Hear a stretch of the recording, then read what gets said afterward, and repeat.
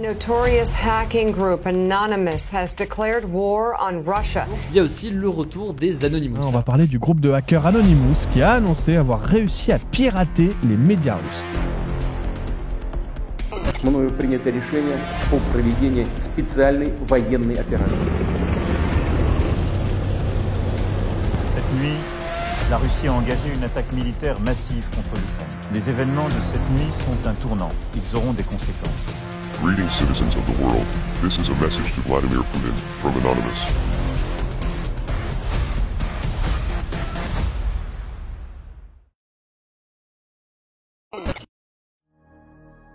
La guerre comme on l'a connue a changé.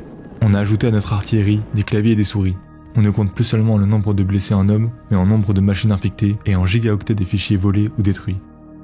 Et durant ce conflit armé, de nombreux groupes se sont affrontés à coups de 0 et de 1. Deux visages se sont alors formés sur cette carte de guerre. D'un côté Anonymous, avec des groupes comme Squad 303 et Vogelzek qui soutiennent l'Ukraine, et de l'autre côté des groupes ralliés au gouvernement russe, comme Fensibir, qui est suspecté d'être les renseignements militaires extérieurs russes, et le groupe de ransomware Conti. On va revenir sur quelques-unes des centaines d'attaques qui ont eu lieu pendant cet épisode.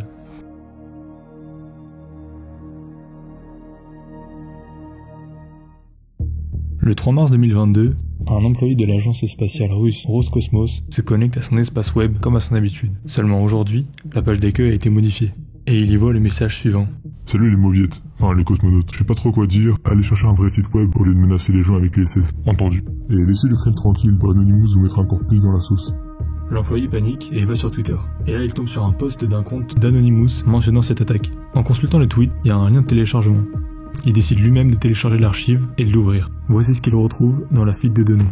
Des documents confidentiels concernant une mission spatiale russe nommée World Space Observatory Ultraviolet. C'est un projet assez semblable à celui du télescope spatial Hubble, mais prévu pour 2025. Des documents manuscrits russes, en anglais, des PDF, Excel et des Word, portant sur des communications à propos des missions ou encore des potentiels sites d'atterrissage. Et enfin, des modèles 3D de leurs satellites. Interrogé par un média américain sur comment Vogelzek a réussi leur prouesse, le groupe a alors répondu « Ils utilisaient leur propre service de partage de fichiers, accessible avec un login et un mot de passe. J'ai juste brute forcé le mot de passe avec comme username admin. Leur mot de passe était faible, donc ça m'a pas pris beaucoup de temps pour le casser. »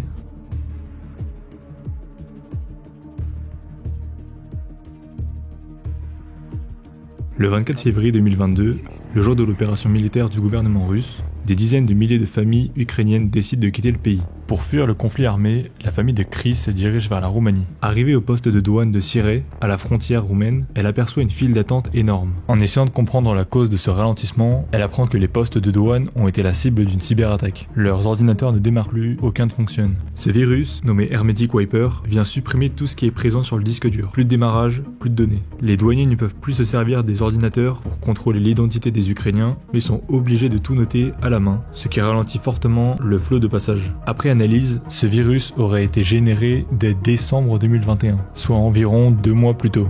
Et une fois présent sur les machines, a attendu le bon moment pour se déclencher. Ça a donc créé une grande paralysie des postes de douane frontaliers à l'Ukraine.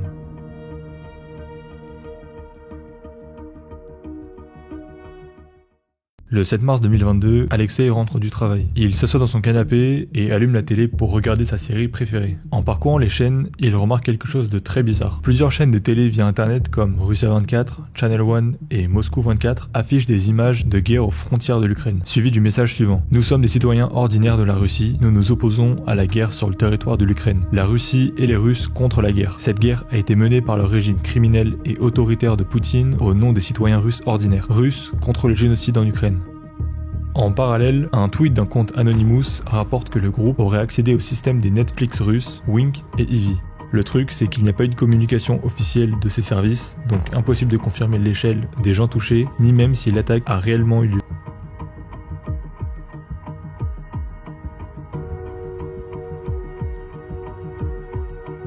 Le 24 février 2022, le jour de l'invasion russe en Ukraine, des chefs d'armée ukrainiens tentent d'envoyer des rapports via internet, mais la connexion est hors service à ce moment-là. D'autre part, des militaires essaient de communiquer des informations cruciales pour préparer la défensive, mais aucun signal non plus, l'internet militaire ukrainien ne fonctionne plus.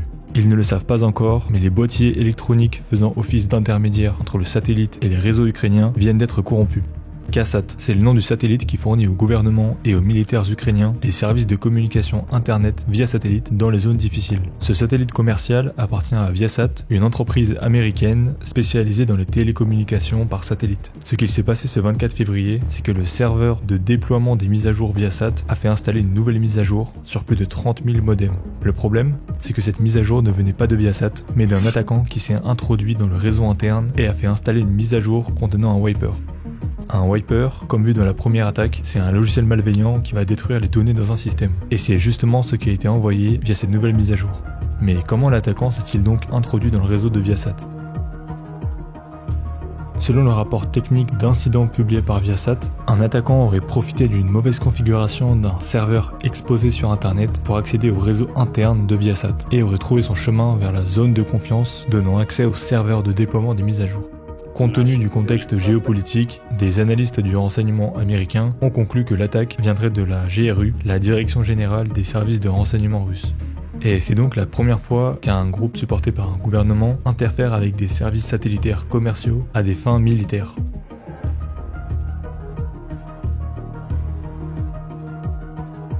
Une équipe de soldats russes voulait tenir une position sur le toit d'un immeuble stratégique ukrainien et ont donc décidé de prendre l'ascenseur pour monter. Mais les gardiens de l'immeuble n'étaient pas trop de cet avis, ils ont donc coupé l'électricité moteur de l'ascenseur, bloquant ainsi les soldats dans la cage de l'ascenseur.